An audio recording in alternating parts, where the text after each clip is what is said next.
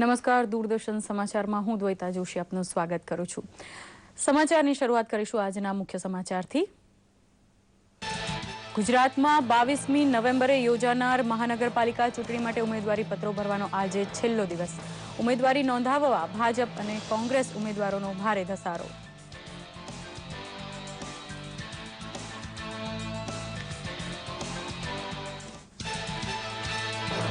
દિવાળીના તહેવારોને લઈને અમરેલીના 20% લોકોને રોજગારી આપતા હીરા ઉદ્યોગમાં વેકેશનનો માહોલ। સિન્થેટિક હીરાની ભીતિ તથા ચકાસણી વિલંબને કારણે ચિંતાનું વાતાવરણ। જમ્મુ કાશ્મીરના વિકાસ માટે ₹80,000 કરોડના પેકેજની જાહેરાત કરતા પ્રધાનમંત્રી। બગલીહાર પાવર પ્રોજેક્ટના બીજા તબક્કાનો અને ઉધમપુર બનિહાલ ક્ષેત્રની 4 લેનની યોજનાનો પણ કરાવ્યો શુભારંભ।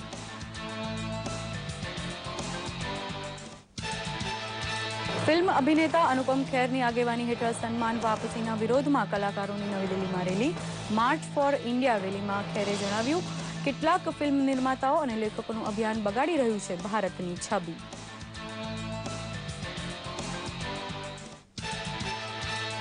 ભારતીય સેનાની એક વધુ સિદ્ધિ। રાજસ્થાનના પોખરણમાં બ્રહ્મોસ મિસાઇલનું કરાયું સફળ પરીક્ષણ।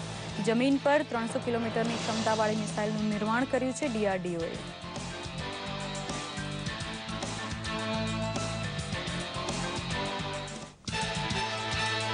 આણંદમાં રમાયેલ અંડર-19 કબડ્ડીની રાષ્ટ્રીય સ્પર્ધામાં ગુજરાતની છોકરાઓની ટીમ બની ચેમ્પિયન। છોકરીઓની ટીમમાં ચેમ્પિયનશિપ હરિયાણાએ જીતી।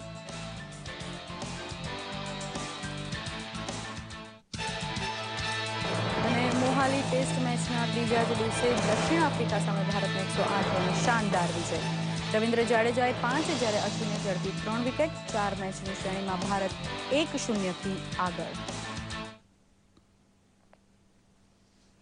સમાચાર વિસ્તારપૂર્વક। પ્રધાનમંત્રી નરેન્દ્ર મોદી આજે જમ્મુ કાશ્મીરના એક દિવસના પ્રવાસે છે। તેમણે આજે શ્રીનગરના શેરે કાશ્મીર સ્ટેડિયમમાં વિશાળ જનસભાને સંબોધી હતી। તેમણે જમ્મુ કાશ્મીરના વિકાસ માટે ₹80,000 કરોડના પેકેજની જાહેરાત કરી હતી। વિશાળ સંખ્યામાં ઉમટેલી ભીડને સંબોધતા પ્રધાનમંત્રીએ જમ્મુ કાશ્મીર સાથે જોડાયેલા તેમના સંસ્મરણો વાગોળ્યા હતા। કેન્દ્ર સરકારના સૌનો સાથ સૌનો વિકાસના મંત્રને યાદ કરી નરેન્દ્ર મોદીએ કાશ્મીરના વિકાસ માટે કેન્દ્રની કટિબદ્ધતા વ્યક્ત કરી હતી। તેમણે પૂર્વ પ્રધાનમંત્રી અટલ બિહારી વાજપેયીએ કાશ્મીર માટે આપેલા કાશ્મીરિયત, જમહુરિયત અને ઇન્સાનિયતના મંત્રને સાચા અર્થમાં ચરિતાર્થ કરવા પર ભાર મૂક્યો હતો। આ ઉપરાંત જમ્મુ કાશ્મીરના યુવાનોને રોજગારી આપવાની સાથે રાજ્યના પ્રવાસન ક્ષેત્રને પ્રોત્સાહન આપવાની અને તેના માટે કેન્દ્ર તરફથી શક્ય તમામ મદદની ખાતરી પણ પ્રધાનમંત્રીએ આપી હતી।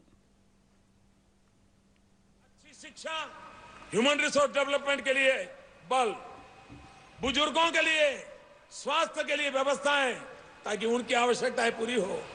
गांव और किसान के लिए यहां की जो पैदावार है उसको बल, नौजवान को रोजगार के लिए अवसर, इन बातों को लेकर के हम चल रहे हैं। और उस सपने को पूरा करने के लिए भारत सरकार ने जम्मू कश्मीर के लिए 80,000 करोड़ रुपया का पैकेज देने का घोषित किया। 80,000 करोड़ रुपया का पैकेज। मेरे नौजवानों, मेरी दिली इच्छा है ये 80,000 करोड़ रुपया आपके भाग्य को बदलने के लिए काम आना चाहिए।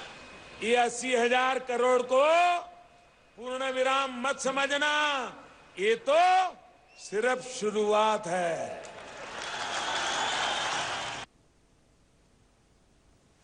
પ્રધાનમંત્રી નરેન્દ્ર મોદી આજે જમ્મુ કાશ્મીરમાં બદલીહાર પાવર પ્રોજેક્ટના 450 મેગાવોટની ક્ષમતાવાળા બીજા તબક્કાનો પ્રારંભ કરાવ્યો હતો। બંને તબક્કાની યોજના પાછળ 3100 કરોડનો ખર્ચ થયો છે। આ પ્રસંગે તેઓએ જણાવ્યું હતું કે ભાવિ પેઢીને પર્યાવરણની જાળવણીમાં મદદરૂપ થવા દેશે હાઇડ્રો પાવર, સોલર પાવર, પવનચક્કી દ્વારા વીજ ઉત્પાદન જેવા વિકલ્પોને પ્રાધાન્ય આપવું જોઈએ। શ્રી મોદીએ વર્ષ 2022 સુધીમાં દેશમાં તમામ ગામોને 24 કલાક વીજળી મળતી થાય તેવું આયોજન કરાયું હોવાની જાહેરાત કરી હતી। પ્રધાનમંત્રીએ જમ્મુ કાશ્મીરમાં ઉધમપુર બનિહાલ રાષ્ટ્રીય ધોરીમાર્ગને 4 લેનનો બનાવવાના પ્રોજેક્ટનો શિલારોપણ વિધિ પણ કર્યો હતો।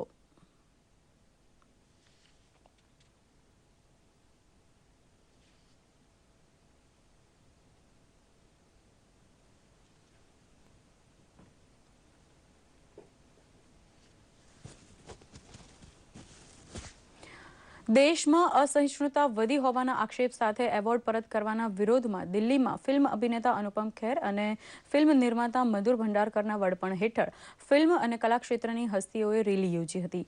માર્ચ ફોર ઇન્ડિયાના નામે નીકળેલી આ રેલી નેશનલ મ્યુઝિયમથી નીકળીને રાષ્ટ્રપતિ ભવન સુધી ગઈ હતી. રેલી બાદ તેમણે રાષ્ટ્રપતિને આવેદનપત્ર પણ આપ્યું હતું. સન્માન વાપસીના વિરોધમાં અનુપમ ખેરે જણાવ્યું હતું કે કેટલાક ફિલ્મ નિર્માતાઓ અને કલાકારોનું સન્માન વાપસી અભિયાન દેશની પ્રતિભાને નુકસાન પહોંચાડી રહ્યું છે. પુરસ્કાર પરત આપતા પહેલા લોકોએ પ્રધાનમંત્રી નરેન્દ્ર મોદીને મળીને પોતાની વાત રજૂ કરવાની જરૂર હતી. ભારતીય સેના દ્વારા 300 કિલોમીટરની ક્ષમતાવાળા બ્રહ્મોસ ક્રૂઝ મિસાઇલનું રાજસ્થાનમાં પોખરણ ખાતે આજે સફળ પ્રાયોગિક પરીક્ષણ કરવામાં આવ્યું હતું. સંરક્ષણ વિભાગના અધિકારીઓએ જણાવ્યું હતું કે આજે સવારે 10 વાગે ભારતીય સેનાને ધરતી પર 300 કિલોમીટરના અંતર સુધી હુમલો કરી શકે તેવા બ્રહ્મોસ ક્રૂઝ મિસાઇલની ઉચ્ચ સંચાલન ક્ષમતાનું સફળ પરીક્ષણ કર્યું હતું. આ પ્રાયોગિક પરીક્ષણ મોબાઈલ ઓટોનોમસ લોન્ચરથી કરવામાં આવ્યું હતું. સેનામાં બ્રહ્મોસનું ભૂમિ હુમલાનું વિવિધ સંચાલનનું પરીક્ષણ 2007થી કરવામાં આવી રહ્યું છે. આ મિસાઇલનું નિર્માણ DRDO દ્વારા કરવામાં આવ્યું હતું. નવી દિલ્હીમાં યોજાયેલ ઇન્ડિયા ટુડે કોન્ક્લેવ 2015ના સમારોહમાં ગુજરાતના મુખ્યમંત્રી આનંદીબેન પટેલને કેન્દ્રીય ગૃહમંત્રી રાજનાથ સિંહના હસ્તે ગુજરાત રાજ્યને મળેલા મહત્વના 3 એવોર્ડ અર્પણ કરવામાં આવ્યા હતા. ગુજરાતને best state for investment, cleanliness drive માટેનો એવોર્ડ તથા સમગ્રતયા વિકાસના ઉત્કૃષ્ટ પરિણામોવાળા રાજ્ય તરીકે ઓવરઓલ પરફોર્મન્સ એમ 3 એવોર્ડ મળ્યા છે. ઇન્ડિયા ટુડે ગ્રુપ દ્વારા વર્ષ 2003થી પ્રતિવર્ષ આ પ્રકારે એવોર્ડ અપાય છે. દેશના રાજ્યોની છેલ્લા 1 વર્ષની બહુવિધ કાર્યસિદ્ધિઓનું સર્વગ્રાહી વિશ્લેષણ કરી આ એવોર્ડ અપાય છે. મુખ્યમંત્રી આનંદીબેને આ એવોર્ડ્સ સન્માન 6.5 કરોડ ગુજરાતીઓના સહિયારા પુરુષાર્થ તથા શાંતિ સૌહાર્દને આભારી હોવાનું જણાવ્યું હતું. રાજ્યમાં યોજાનારી 6 મહાનગરપાલિકાની ચૂંટણીમાં ઉમેદવારી પત્રો ભરવાનો આજે છેલ્લો દિવસ હતો. છેલ્લા દિવસે મુહૂર્ત સાચવીને ભાજપ અને કોંગ્રેસ તેમજ અન્ય સહિત અપક્ષ ઉમેદવારોનો ઉમેદવારી પત્રો ભરવા માટે ધમધમાટ જોવા મળ્યો હતો. જામનગર કોર્પોરેશનમાં કુલ 356 ઉમેદવારોએ 471 ઉમેદવારી પત્રો ભર્યા હતા. અમદાવાદ સહિત રાજ્યની 6 મનપા માટે 22મી નવેમ્બરે ચૂંટણી યોજાનારી છે. ઉમેદવારી પત્રો ભરવા માટેના છેલ્લા દિવસે તમામ 6 મહાનગરપાલિકામાં તમામ રાજકીય પક્ષો અને અપક્ષોના ઉમેદવારોનો ઉમેદવારી પત્રો ભરવા માટે ધસારો જોવા મળ્યો હતો. ઢોલ, નગારા અને મોટી સંખ્યામાં કાર્યકરો સાથે ઉમેદવારી પત્રો ભરવામાં આવ્યા હતા. અમદાવાદ મનપા માટે કોંગ્રેસના દરિયાપુર વોર્ડના અને વિરોધ પક્ષના પૂર્વ નેતા સુરેન્દ્ર બક્ષીએ ઉમેદવારી પત્ર ભર્યું હતું. સુરેન્દ્ર બક્ષીએ પોતાના વિજયનો વિશ્વાસ વ્યક્ત કર્યો હતો. જે પરિવર્તનની વાત છે એ પરિવર્તન આ વખતે 100% થવાનું છે. મુદ્દામાં મેઇન વાત એ છે કે બહુ અચ્છે દિન આ ગયે. 3 વર્ષમાં 1.5 વર્ષમાં લોકોએ જોઈ લીધું કે કેવા અચ્છા સારા દિવસો આવ્યા છે. આજે મેઇન વાત કરીએ તો મોંઘવારીની વાત કરીએ તો મોંઘવારીનો પ્રશ્ન લઈને જ અમે પ્રજા વચ્ચે ખાસ કરીને જવાના છીએ. જ્યારે અમદાવાદ જમાલપુરના ઉમેદવાર રઉફ બંગાલીએ પણ પોતાનું ઉમેદવારી પત્ર ભર્યું હતું. તેમણે કહ્યું હતું કે લઘુમતી સમાજના વિકાસમાં ભાજપે જે રીતે કાર્ય કર્યું છે તે જોતા લઘુમતી સમાજ પણ ભાજપ સાથે જ છે. વિકાસ જે થયું છે એ વિકાસ જોઈને મુસ્લિમ પણ ભાજપમાં જોડવા માંડી. એ જોઈને અત્યારે 4 ટિકિટ કે 5 ટિકિટ આપ્યા છે. હું આશા કરું છું 4 ચૂંટાઈ આવશે અને મુસ્લિમ સમાજ પણ બીજેપીને વોટ સારી રીતે આપશે અને વિકાસની દોર જોઈને આવતી વખતે બહુ ઘણું ટિકિટો આપશે. શુક્રવારે રાજકોટમાં ભાજપના ઉમેદવારોએ વાજતે ગાજતે ઉમેદવારી પત્રો ભર્યા બાદ રાજકોટ મનપાના વિરોધ પક્ષના નેતા રહી ચૂકેલા ગાયત્રીબા વાઘેલાએ પણ ઉમેદવારી નોંધાવી હતી. આ પ્રસંગે રાજકોટ કોંગ્રેસ શહેર પ્રમુખ કુંવરજી બાવળિયાએ કોંગ્રેસની જીત નિશ્ચિત હોવાનો દાવો કર્યો હતો. આગામી દિવસોમાં રાજકોટ મહાનગરપાલિકામાં રાજકોટની જનતા પ્રત્યે અમને ભરોસો અને વિશ્વાસ છે. અમે ચોક્કસ ત્યાં અમારા કોંગ્રેસ પક્ષનો વિજય થવાનો છે. આગામી દિવસોમાં પણ લોકોની નાનામાં નાની સમસ્યામાં પણ અમે લોકોની સાથે રહ્યા છીએ, રહેશું અને રહેવાના જ છીએ. સુરત મનપામાં પણ ભાજપા અને કોંગ્રેસના ઉમેદવારોએ નામાંકન દાખલ કર્યું હતું. ભાજપના ઉમેદવારોએ એમ કહીને વિજયનો દાવો કર્યો હતો કે છેલ્લા 5 વર્ષમાં શહેર વિકાસના પથ ઉપર દોડી રહ્યું છે, જ્યારે કોંગ્રેસના ઉમેદવારોએ ભાજપના વિકાસના દાવાને પોકળ ગણાવ્યા હતા ને કોંગ્રેસની જીતનો વિશ્વાસ વ્યક્ત કર્યો હતો. જામનગરમાં પણ ઉમેદવારોનો ઉત્સાહ જોવા મળતો હતો. ખાસ કરીને મહિલા ઉમેદવારોમાં ચૂંટણીમાં ઝંપલાવવાનો ઉમંગ ચહેરા ઉપર સ્પષ્ટ ઝળકતો હતો. કોંગ્રેસના ઉમેદવારોએ પણ જીત નિશ્ચિત હોવાની આશા વ્યક્ત કરી હતી. જ્યારે ભાવનગરમાં પણ ભાજપ અને કોંગ્રેસના ઉમેદવારોએ મોટી સંખ્યામાં પોતપોતાના ટેકેદારો સાથે ઉમેદવારી પત્રો ભર્યા હતા. હવે 9મી નવેમ્બરે ઉમેદવારી પત્રોની ચકાસણી થયા બાદ 10મી નવેમ્બરે ઉમેદવારી પત્રો પાછા ખેંચવાની અંતિમ તારીખ છે. 10મી નવેમ્બર બાદ જ ચૂંટણી ચિત્ર સ્પષ્ટ બનશે. દૂરદર્શન સમાચાર, અમદાવાદ. અમરેલી જિલ્લામાં હીરા ઉદ્યોગ હાલમાં મંદીમાંથી પસાર થઈ રહ્યો છે. દિવાળી તહેવારને અનુલક્ષીને હીરાના કારખાનાઓમાં વેકેશનનો માહોલ છે. જોકે મંદીનું વાતાવરણ તથા સિન્થેટિક હીરાની ભીતિને કારણે હીરાઓની ચકાસણીમાં થતા વિલંબને કારણે હીરા ઉદ્યોગના એકમો ક્યારે ફરીથી ધમધમતા થશે તેની અટકળો કરવી રહી. હીરાની ચકાસણીમાં થતા વિલંબને કારણે હીરાની લેવેચ મંદ પડી છે. મોટા કારખાનાઓમાં હીરાના કારીગરોનું બોનસને નામે શોષણ થઈ રહ્યું હોવાના આક્ષેપો છે. જિલ્લામાં 20% લોકો હીરા ઉદ્યોગ પર નિર્ભર છે, ત્યારે બજારમાં ચિંતાનું વાતાવરણ જોવા મળી રહ્યું છે.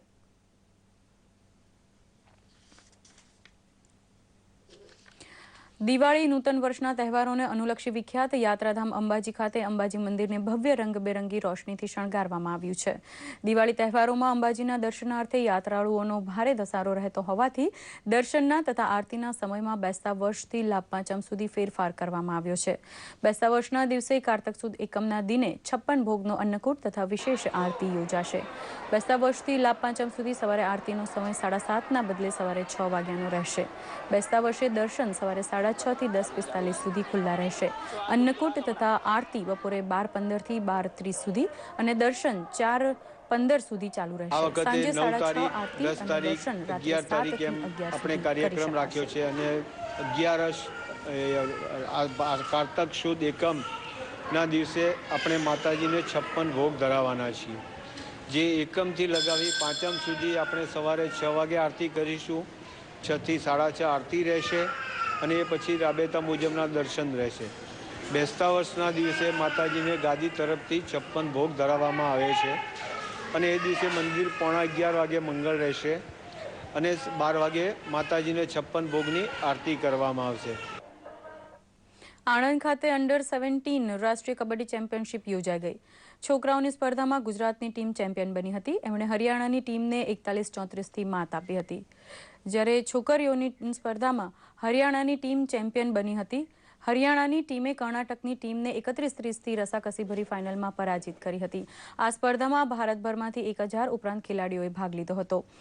એમેચ્યોર કબડ્ડી ફેડરેશન ઓફ ઇન્ડિયાના નિષ્ણાતોને સાથે રાખી 74 વિદ્યામંડળ દ્વારા આ રાષ્ટ્રીય સ્પર્ધા યોજાઈ હતી.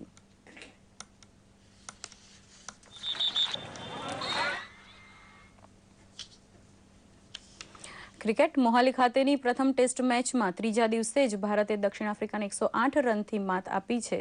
218 રનના વિજયલક્ષ્યનો પીછો કરતા દક્ષિણ આફ્રિકા 109 રનમાં તંબુ ભેગું થઈ ગયું હતું અને ભારતનો શાનદાર વિજય થયો હતો. ભારત તરફથી રવિન્દ્ર જાડેજાએ 5, અશ્વિને 3 તથા મિશ્રા અને એરોને 1-1 વિકેટ ઝડપી હતી. આ અગાઉ ભારતનો બીજો દાવ 200ના જુમલે પૂરો થયો હતો. ભારતના પહેલા દાવમાં 201 રન તથા તે પછી ભારતીય સ્પિનર ત્રિપુટીના આક્રમણ સામે દક્ષિણ આફ્રિકા માત્ર 184 રનમાં આઉટ થઈ ગયું હતું. 4 ટેસ્ટ મેચની શ્રેણીમાં ભારત 1-0થી આગળ છે. આજે 5 વિકેટ અને પ્રથમ દાવમાં 3 વિકેટ લેનાર ભારતીય સ્પિનર રવિન્દ્ર જાડેજાને મેન ઓફ ધ મેચ જાહેર કરવામાં આવ્યો છે.